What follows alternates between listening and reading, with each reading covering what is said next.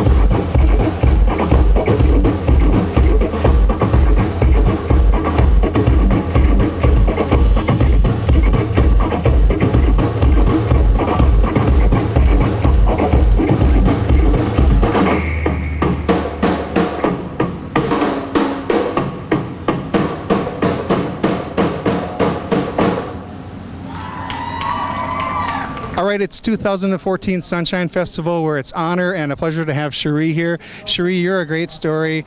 Everyone out here, all the groups, the performers have great messages. You have a great message of how one girl can change the world. Tell us a little bit about you, and then tell us about your message. I do know that you're not the kind of girl with just a pretty face. I am not just the kind of girl with just a pretty face. In fact, I felt like for a lot of my life, I was judged by the color of my skin, the texture of my hair, this crazy hair that you see here, and my personality, which is very out there. And I remember having to make a decision in my life if I'm going to turn myself up or turn myself down to be able to be successful. And I really had to process through that. And I started thinking, there's probably other girls that have thought this before, and they've probably turned themselves down. And if that happens in our generation, we'll have no Rosa Parks, who changed the civil rights movement for the better, right? No Mother Teresa's, no Amelia Earhart's, the first female flyer. And so I just started thinking, I need to write a song that will inspire girls to turn themselves up and to live out their God-intended passion, purpose, and power. And I've heard you say that sometimes girls change because of they're forced to change, and you want them to be themselves. What you tell us? Yep, 110%. So I have 3 P's. Passion. Passion is your story of disappointment, setback, or brokenness. Anything that you've had a heartache in, a disappointment, it's the broken pieces of your life. God can take those broken pieces of our lives, if we give them to Him, and make something absolutely beautiful. When that happens, He gives us our purpose, and our purpose is usually found in our passion story. And it's that thing in the world that you feel compelled to change. Once you find that purpose, God will give you power, which is His Holy Spirit, and you being 110% who God created you to be, and He'll send you out to the world stronger than ever to go and do what only you can do. There you have it. You've heard it. That's motivational right there. I want to talk about your new CD. It's coming out 27 days. 27 days. No, just the single. Oh, the single. Okay, tell us about the single. The single is actually coming out August 8th, and actually it's dropping with Air 1 today. Okay. They're getting on it early, so it's called Be the Change. You're going to hear it. It was the last song of today's set, and then the full album will come out in October. Oh, okay, great. Tell us about your American Idol connection. American Idol, that was crazy. Yeah, they needed a song that talked about girl empowerment. There was 5 girls left on American Idol.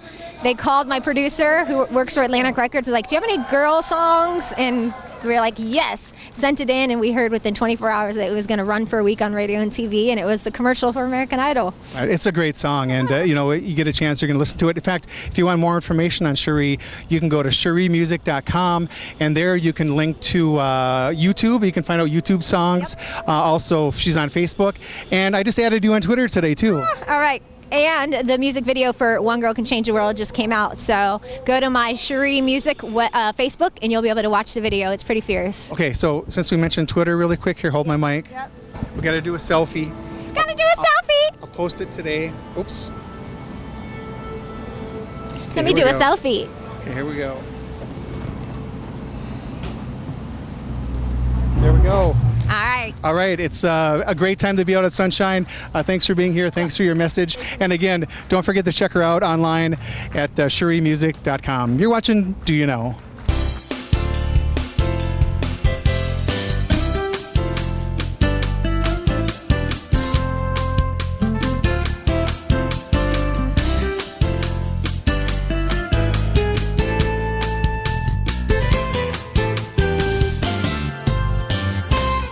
Hi, I'm Zach Liebel. I am the Outreach Coordinator for the Willmar Community-Owned Grocery Store here in Willmar. The COG is full steam ahead right now as we are moving ahead on opening our doors in the very near future. This month, I wanted to talk about something that makes the COG unique. We are a member-owned business. We currently have over 630 owners with a goal of 1,000 owners for when we open our doors. We have a structure that allows each owner to have a voice in the decision-making process for the COG. Each year, 3 members of our 9-member board are elected. This allows current member owners to run to be a board member or to advocate and vote for the board member of their choosing from the pool of candidates. This election will be taking place at our COG annual meeting now in August. The annual meeting is a time that allows members and non-members to share ideas, see the future COG building, and of course offer treats and fellowship. Also this fall, check out the local community ed and rec catalogs, both in Willmar and New London, for upcoming cooking classes that are going to be offered. Again, I'm Zach Liebel with the Willmar Community-Owned Grocery, and you're watching Do You Know?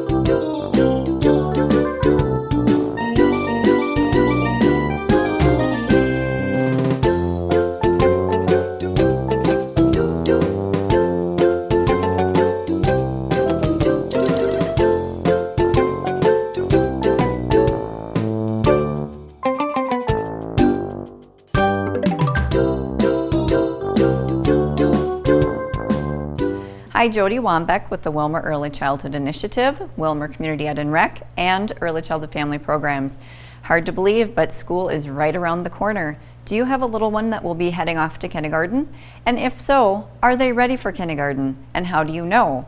Well, if you go to our Candy Kids Ready website, there is a little icon there that says, "Is your child ready?" If you're to click on that link, it'll take you to a series of questions to ask whether or not your child is developmentally ready for school. And if they are, stay on that website and go under School Readiness. There is a Kindergarten to-do checklist that will help you to prepare yourself and your child for the first day of kindergarten. And if you're not quite sure if they're ready, or you know that you're not going to be sending them to kindergarten, be sure to check out local preschools. We have preschools at Jefferson Learning Center, Heartland Head Start, Redeemer Lutheran Preschool. Be sure to check out our child care centers that have preschool programs built in them as well. So go ahead and start getting your child registered for preschool. And if you have a 3- and 4-year-old and you're wanting preschool opportunities, again, Candy Kids Ready website, check out all the different programs that are available in our community. And if you are sending your little kiddo to kindergarten, or you have a child in elementary school, have you looked into Cardinal Place? That is our before and after school care program, and so be sure to sign up for that. Jenna and her staff are ready and are excited about this upcoming school year. And something a little bit different, this fall we are very excited that we will be introducing what's called a Born Learning Trail. This is something that we are doing in conjunction with United Way, the Early Childhood Initiative, Community Ed and Rec in the city of Willmar. It will be a trail throughout one of our parks. That hasn't been designated yet, so be kind of on the lookout for that. We will be doing a kickoff to that, and it's going to be something exciting for you and your children to do in our community. So here's to a great school year. You are watching Do You Know?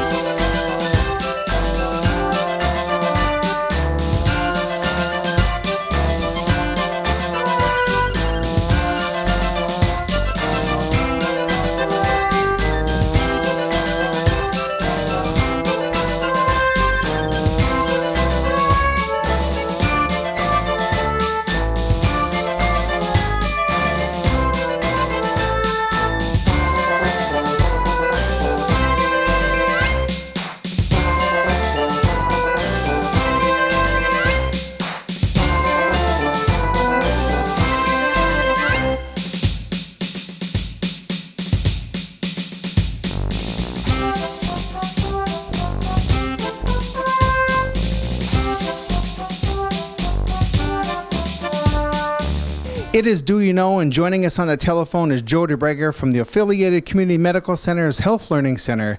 Today, Joe, we're talking about ticks. Thanks, Rudy. Oh, ticks, go away. Let's talk about protecting yourself from Lyme disease.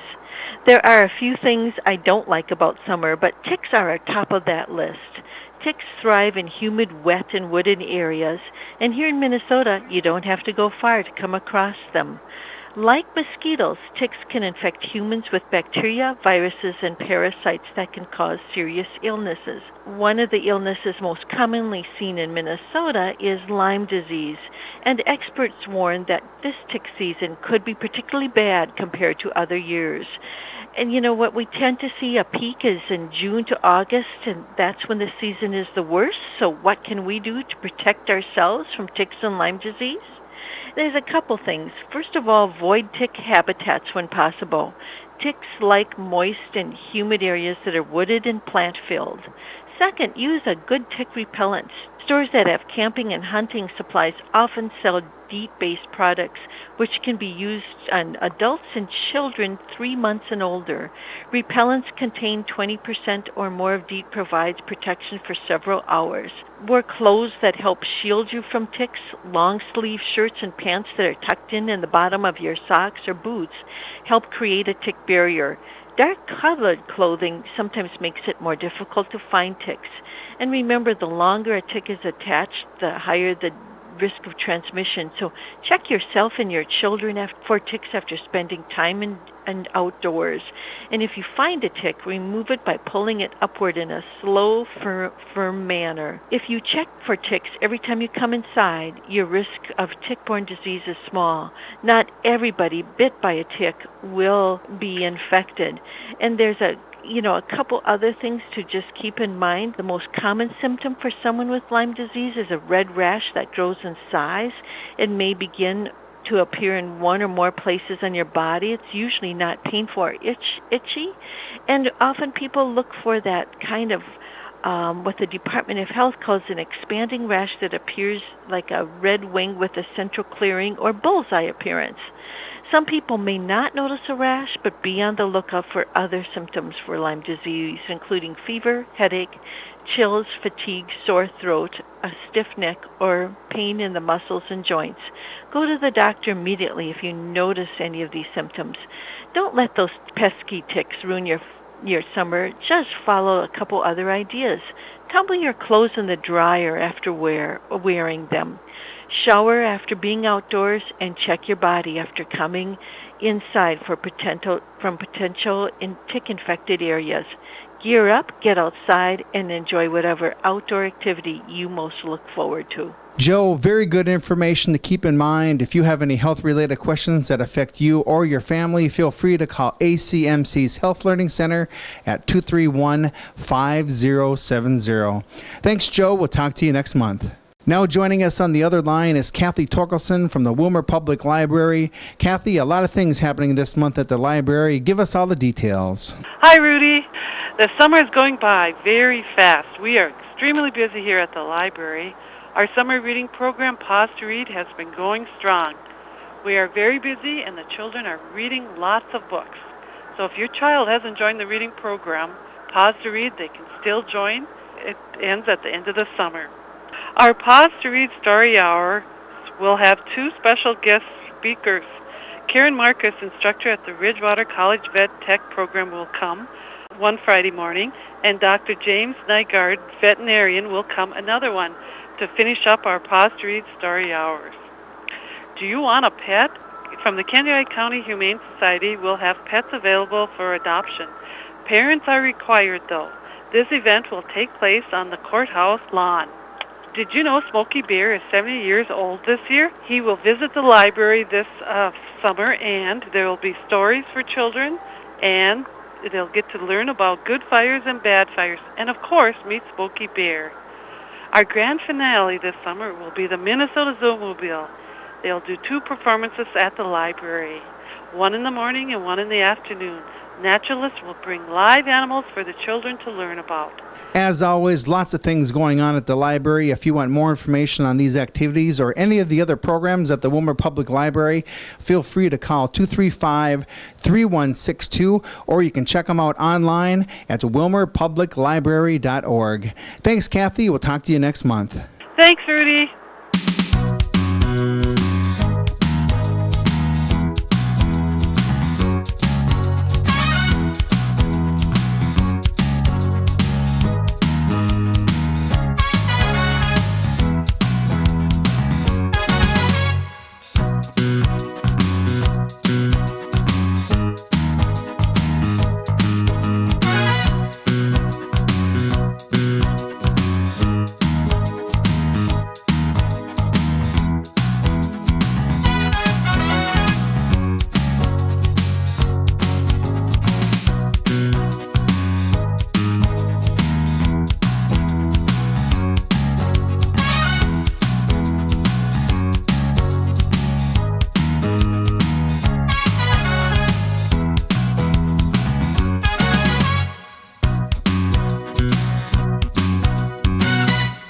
Good morning. This is Susan Matson, Master Gardener with Jennifer Davenport, who is also an Extension Master Gardener.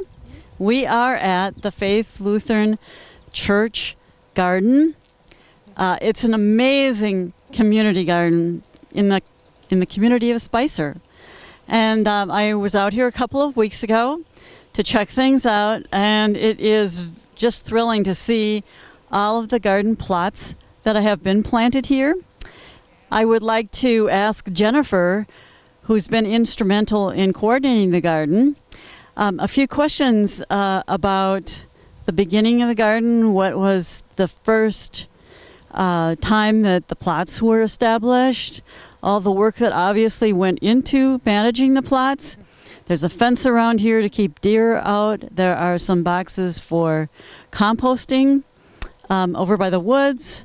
It's a nice high area, so there's a bit of a breeze. And I would assume, I don't see the water spigots, but I would assume that there is water here too. So Jennifer, if you could please tell us a little bit about the beginning of the garden.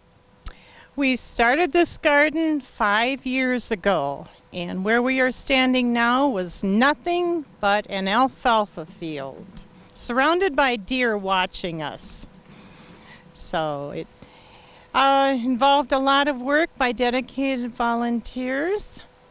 The land was tilled up, and many volunteers spent many hours on their hands and knees picking alfalfa and removing rocks. We knew we would have to fence it right away to keep the deer and the bunnies out, so we put up this 7-foot fence. And the first year we actually started with 32 plots. They were all rented by gardeners, and it was very successful. So we took the plunge and we doubled the garden to 64 plots the next year.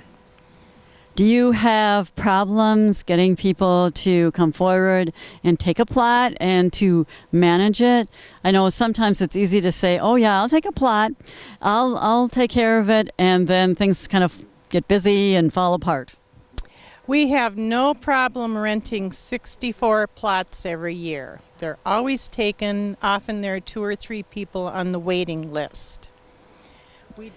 We do have a system. If a gardener has something come up and they just cannot take care of their garden, or if they're going to be on vacation, they only need to let the committee know, and the rest of the gardeners are quite good about jumping in and helping weed and keep things under control or picking produce. So you just mentioned that you have a committee that makes some rules and regulations. I know that would be something you'd want to do when you have 64 garden plots. Maybe you could tell a little bit about the management with the committee? We basically do have a committee. It's been pretty much the same group of maybe a dozen people on the core committee. However, we like to garden, not have rules or meetings. So our meetings are limited to 1 in the spring to go over a few guidelines. Basically, that you try to keep your garden clean and weed-free. And our biggest thing is we don't ever want to see garden produce going to waste. So what happens to the excess garden produce that you have? Because when I look around and I see patches of potatoes, I see beans, I know peas are easy to use, but there's also a lot of lettuce. Tell me a little bit more about what do you do with the excess produce in the fall especially? In the fall, when everybody is drowning in zucchini and tomatoes, or any time of the garden season actually, we encourage people to donate their extra produce to our bounty cart, which is parked up in front of our church driveway. And produce is put in the bounty cart. Anyone in the community can drive through, stop, and help themselves to any produce that's in there. I'm very impressed. I would like to talk to a couple of the gardeners here, unless you can think of something else that you would like to add. I just wanted to add a little bit more about community gardens. When I was in England, I had the chance to visit a community garden in one of my home county, which is where my family came from, which is Warwickshire. and there was a beautiful community garden that had been set up in the 1800s. And one of the amazing things about that is that they actually had little garden sheds that they had. It was more of a family throughout the history of the garden. So there were a lot of permanent structures in the community garden. It was enormous. So we're not the first ones in America to set up community gardens. They've been going on for quite a while. So I would like to take the opportunity now to talk to a couple of the gardeners here. All right, we're talking this morning with Carter Stenberg, who is one of the gardeners at Faith Lutheran Church Community Garden. And Carter, if you could tell a little bit about what brought you into the gardening atmosphere here at the community garden, I would like to have you also tell a little bit about what you're growing. Sure. Well, what brought us into here was the idea of a group of people together sharing. We have people that are novices like I am to experts, and we kind of rely on the experts for advice and help. That's one way that we all are working together on this. We like the small size of the plot. And we get plenty out of here for two of us, or even more, because we share. We have a cart at church. If we have extra, we donate that. So, and I think it was the idea of an irrigated plot, lots of water, and doing it together. We kind of encourage people to come out and work and keep everything clean. So I've done it every year. And we'll continue in the coming years too, I believe. So Carter, just tell me a little bit more about the care of your garden, and you can include other people too if you want to talk about what they're doing. But I know that it is really important to feed a garden, and also, but not to use a lot of chemicals, because you are impacting all the other gardeners here. So are there some rules that are set up about the use of chemicals and feed? Yeah, everything should be natural that we use, and more hand labor than using a chemical, anything like that. So I'm growing corn for the first time this year. I've never tried that before, but I got some free seeds, so that we do that. We love the tomatoes that we have. Always do beets. This year I have 2 rows of Italian beans, which are just delicious. They're in right now. And a couple rows of pole beans along with onions and potatoes, so, and a few peppers. So you can put a lot in one of these plots, certainly enough to feed 2 to 4 people in one plot. Well, that sounds very impressive. There's one more person I'm going to talk to, and I believe that's Marlis over here. So we will, thank you, Carter. Sure. We're picking beets at the Faith Lutheran Community Garden, and as you can see behind me, Harley Davenport and Marlis Jacobson, along with Jennifer Davenport, holding up their huge beets. Marlis is going to be making some pickled beets out of these beets. They're huge, some of them. So we will draw to a close this morning and leave this community garden. And I'm sure they would welcome visitors if you are out in the Spicer area to stop in. It's very, very amazing. So on behalf of Do You Know, we'll see you next month.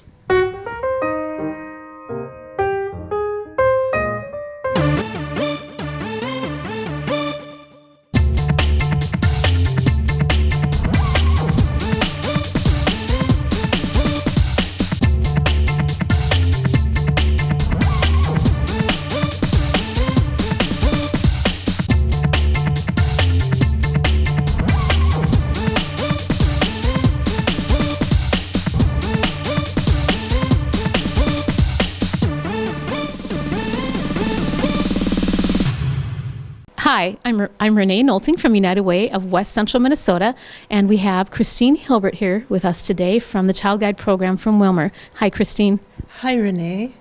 Christine, how long have you worked with the Child Guide program? I've worked with the Child Guide program since it began in 1996. That is a long time ago. That's wonderful. United Way has been a partner with the Willmar School District to help fund this program along with other good partners, and we're very excited to continue that partnership.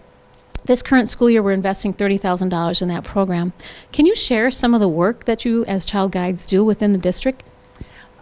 We're right now, we're in all of the elementary schools and in the middle school. And then we also take some referrals from the high school. And then I'm located at Jefferson Learning Center, where I'm the coordinator of the program and also the child guide for the early childhood kids. And how many kids are referred or seen or helped by child guides? This year there were over 800 referrals received from teachers and families, and sometimes kids themselves referring themselves. So what kind of help or services do you provide for these students? Well, with each referral comes the type of referral, and it's either academic, they need help with academics, or social, they need help with social skills, or they need help with basic needs. And this is where we especially appreciate the United Way and their school supply drive. And I didn't pay you to say that, so thank you for that. We are gearing up in August for that drive, which last year we gave out $15,000 worth of school supplies. For example, besides getting school supplies, what exact work does the Child Guide do? Does it bring kids to events? Does it help them and the families? In what ways? Well, the program is based on research done by Search Institute, and they identified 40 assets that children need to be successful, all children. And 20 of those assets are the assets that we build. They are the external assets, and that can be connecting a kid to a mentor, connecting them to school supplies so they have the materials they need to do well in school, connecting them with a variety of volunteers or programs that will help them succeed socially or academically. And I know I was fortunate as a Willmar Lakes Rotary member to read to students, and that was facilitated by child guides in the elementary, I believe, school. Mm-hmm. Yes, that's one of the programs we do. Some new programs that we have started are Girl Talk, and that's with the Women's Foundation of Minnesota. And we found that there are girls in our schools who, mainly the immigrant girls, who are not involved in after-school activities. And so our goal was to increase their participation in after-school activities. And the Women's Foundation of Minnesota was gracious enough to fund us in that effort. Another program that we've started is Wheels for Kids.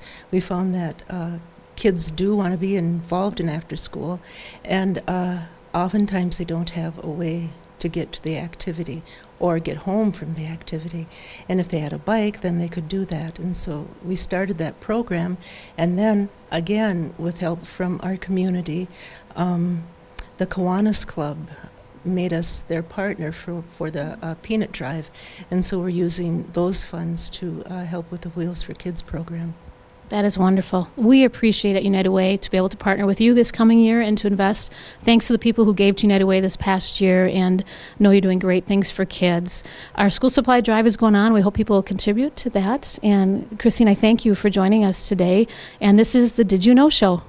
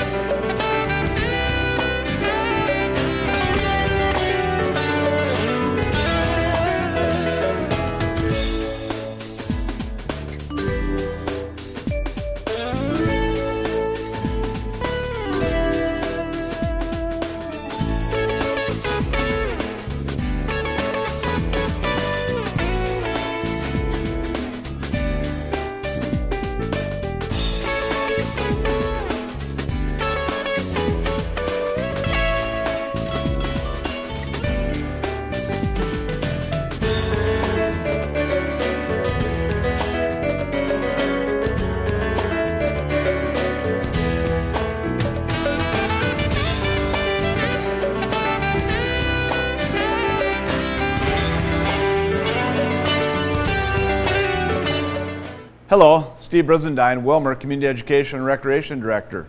I'm excited to talk to you about the end of summer activities through Community Ed and Rec. We still have the Dorothy Olson Aquatic Center open through the month of August for you to enjoy. Please come out and enjoy that fine facility as we are celebrating our 10th year of that facility being open to the public. We can't thank the Olson family enough for the generous donation that made that facility possible. We'd also like to highlight the 37 parks that we've got in our city of Willmar, along with the trail system. Please get out and enjoy our system and the trails as we wrap up our summer for 2014. In planning for the fall of 2014, we've got a number of programming opportunities for you to enjoy, from early childhood through our adult basic education program, enrichment activities for youth, children, and adults, as well as all the educational opportunities that Willmar Public Schools presents to our community. We'd like to thank all of our participants, all of our funders, and all the people that make all the programs through community education and recreation a possibility for this community.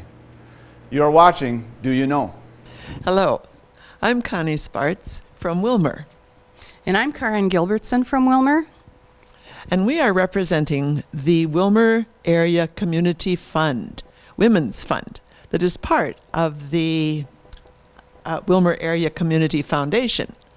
And as part of the Willmar Area Women's Fund, we are here to talk about our organization, what we do, how we do it, and to invite you to a very exciting event called the Women's Tea of Sip, Sparkle, and Shine.